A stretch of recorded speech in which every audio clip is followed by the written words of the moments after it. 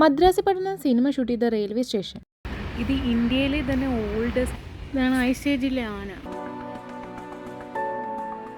Hello guys, welcome back to my YouTube channel. ഇന്ന് നമ്മളുള്ളത് ചെന്നൈയിലാണ്. ചെന്നൈയിലെ MGR റെയിൽവേ സ്റ്റേഷനിൽ വന്നിറങ്ങി.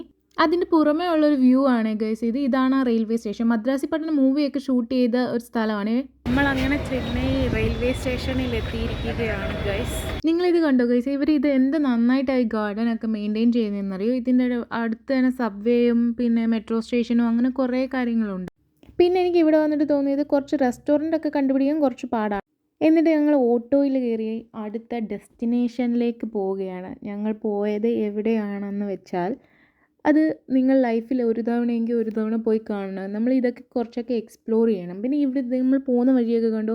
ചെന്നൈ വന്നപ്പോൾ ഈ സ്ഥലം കണ്ടില്ലെങ്കിൽ അത് ഭയങ്കര മിസ് ചെയ്യുന്ന ഒരു സാധനമാണ്. കാരണം നമ്മൾ മൂവീസിലൊക്കെ മാത്രം കണ്ടിട്ടൊരു ബിൽഡിംഗ് സ്ട്രക്ചർ അത് നമ്മൾ നേരിട്ട് കാണാൻ പോവുകയാണ്. ആൻഡ് യു നോ, ഇത് ഇന്ത്യയിലെ തന്നെ സെക്കൻഡ് ഓൾഡസ്റ്റ് മ്യൂസിയം. ഗൂഗിളിലൊക്കെ ഇത് ഓപ്പണിംഗ് ടൈം 9 to 9:30 ആണ് എഴുതിയേക്കുന്നതെങ്കിലും 10-10:30 ആവാതെ അവിടെ വരില്ല. പിന്നെ അവിടുന്ന് ഞങ്ങൾ 2 ടിക്കറ്റ് എടുത്തു. ഞാനും ചേട്ടനോടാണ് പോയത്. ഇതിനകത്ത് കയറാനുള്ള എൻട്രി ഫീ എന്ന് പറയുന്നത് 50 റുപ്പീസാണ് പെർ ഹെഡ്. ഇന്ത്യൻ സിറ്റിസൺസിന് ചാർജ് ചെയ്യുന്നത്. ഫോറിനേഴ്സ് ആണെങ്കിൽ 250 to 300 അറൗണ്ട് ചാർജ് ചെയ്യുന്നുണ്ട്. പിന്നെ ക്യാമറയൊക്കെ കയറ്റി ഷൂട്ട് ചെയ്യണമെന്നുണ്ടെങ്കിൽ 250 അവിടെ അടയ്ക്കേണ്ടി വരും. എനിക്ക് ഏറ്റവും കൂടുതൽ ഇഷ്ടമായി ഈ ബിൽഡിങ്. നല്ല ഭംഗിയാണ് കാണാൻ വേണ്ടിയിട്ട്. പിന്നെ ഇതിനകത്ത് വീഡിയോസ് ഒന്നും എടുക്കാൻ അവർ സമ്മതിക്കത്തില്ല. അതിനകത്ത് പെയിൻറ്റിങ്സ് ആണ് അവിടെ കുറേ വെച്ചേക്കുന്നത്. ഈ മ്യൂസിയം ഇഗ്മോർ മ്യൂസിയം എന്നും ഗവൺമെൻറ് മ്യൂസിയം എന്നും അറിയപ്പെടുന്നുണ്ട്. ഈ മ്യൂസിയത്തിനുള്ളിൽ 6 ബിൽഡിങ്ങുകളും 46 ഗ്യാലറികളും ഉണ്ട്. Branch gallery, national art gallery, contemporary art gallery, നാണയശാസ്ത്ര വിഭാഗം, പുരാവസ്തു വിഭാഗം, കുട്ടികളുടെ മ്യൂസിയം എന്നിങ്ങനെ ഒരുപാടുണ്ട്. ഇതിൻ്റെ മണ്ടയ്ക്കൊരു പ്രാവിരിപ്പുണ്ട്. ഇതിലവിടെ ഈ കമുകന്മാർ ദൂത് അയക്കുന്ന പോലെ ആ സാധനത്തിൽ സിനിമയിലൊക്കെ വരുമ്പോൾ ഇങ്ങനെ കണ്ടിട്ടുണ്ട്. അതുപോലെ അത് വന്നിരിപ്പുണ്ട് അവിടെ.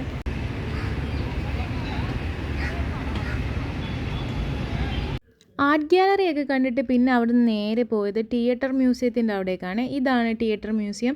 അവിടേക്കാണ് കുറേ സ്റ്റുഡൻസും അങ്ങനെയുള്ളവരൊക്കെ വന്നിരിപ്പുണ്ട്. കാരണം നല്ല തണലാണ്. അവിടെ ഇരുന്ന് പഠിക്കുകയും അങ്ങനെയൊക്കെ ചെയ്യുന്നുണ്ട്. ഒരു പാർക്ക് പോലൊക്കെ തന്നെയായിരുന്നേ. എന്തായാലും ഞങ്ങൾക്ക് നല്ല ഭാഗ്യമുള്ളതുകൊണ്ട് ഈ മ്യൂസിയം തിയേറ്ററിലേക്ക് കയറാൻ വേണ്ടി പറ്റിയിട്ടില്ല. പുറമേ നിന്ന് കണ്ടു. നല്ല ഭംഗിയുണ്ട് ആ ബിൽഡിങ്ങൊക്കെ കാണാൻ വേണ്ടിയിട്ട്. ഒരുപാട് തണലുണ്ടായിരുന്നു അവിടെ. ഒരുപാട് മരങ്ങളൊക്കെ വെച്ച് പിടിപ്പിച്ചിട്ട് പിന്നെ അതുപോലെ ഇരിക്കാൻ വേണ്ടിയിട്ടുള്ള സ്പേസ് അങ്ങനെയൊക്കെ ഉണ്ട്. ഇവിടെ എഴുതിയിട്ടുണ്ട് മ്യൂസിയം തിയേറ്റർ എന്തൊക്കെയാണ്. ആർട്ട് ഗാലറി, നാഷണൽ ആർട്ട് ഗാലറിയാണ് നമ്മൾ അവിടെ കണ്ടത്. അത് കണ്ടിട്ടാണ് ഇങ്ങോട്ട് വന്നത്. ഇതേ കണ്ടോ, ഇവിടെയൊക്കെ ഇരിക്കാനൊക്കെ പറ്റിയ കുറേ സ്പേസസ് ഉണ്ട്. പിന്നെ അവിടെ നിന്ന് നമ്മളിപ്പോൾ കാണാൻ പോകുന്നത് നാണയങ്ങളൊക്കെ ശേഖരിച്ച് വെച്ചേക്കുന്ന ഒരു ബിൽഡിംഗ് ഉണ്ട്. അതും ആ ബിൽഡിങ്ങിലാണ് നാണയങ്ങളൊക്കെ. അതിനകത്ത് ഷൂട്ട് ചെയ്യാനൊന്നും അവർ സമ്മതിക്കൂല. അതിൻ്റെ ഫ്രണ്ട് വ്യൂ കൊണ്ടൊക്കെ ഉണ്ട്. ഒരു ആനയും ഹിപ്പോപ്പൊട്ടാമസിനെയും വെച്ചിട്ടുണ്ടായിരുന്നു. നല്ല മറ്റേ ഐസേജിലെ ആനയുണ്ടല്ലോ, എനിക്ക് ആനയെ പോലെയാണ് തോന്നിയത്. ഇതാണ് ഐസേജിലെ ആന ഷൂട്ട്.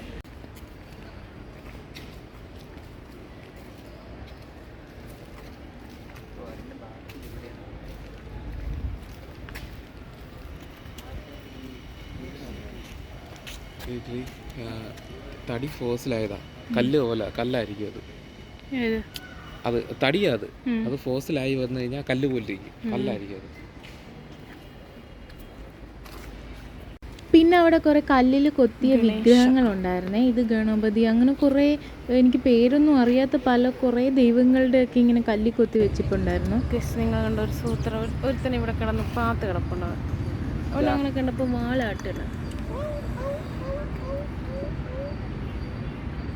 സുന്ദരനാണ്. ഇതാണ് മ്യൂസിയം തിയേറ്റർ.